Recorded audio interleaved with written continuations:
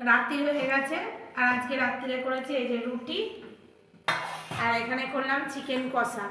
চিকেনটা একদম ছোট ছোট করে কেটে নিয়েছি, দিয়ে একদম লাল লাল করে চিকেন কষা। আর এই যে সকালে একটু আলুর তরকারি থেকে গেছে আর ছেলের জন্য অল্প ভাত রেখেছি, কারণ ও দুটো রুটি খেয়ে একটু ভাত খাই। আর এই যে দুপুরের সব সবজি তো থেকেই গেল, এগুলো কি করব কি জানি, খেতে দিয়ে দিই সবকে। বসো। মেলার থেকে এই বড় বড় গ্লাসগুলো নিয়ে এসেছিলাম, এখানে জল খেয়ে শান্তি। 1 গ্লাস জল, তার মানে 600 হবে না গো? 600 হবে। নে, ছোট গ্লাসে 3 গ্লাস। আর চিকেনগুলো আমি এইটুকু করে কেটেছি, কেন রাত্রে তো তাড়াতাড়ি রান্নাটা করে নিলাম। খেয়ে দেখি,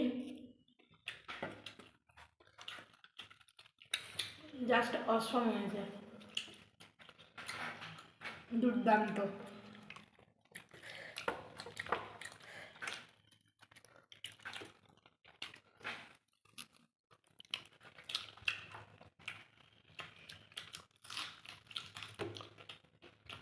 ওটাই বন্ধুরা।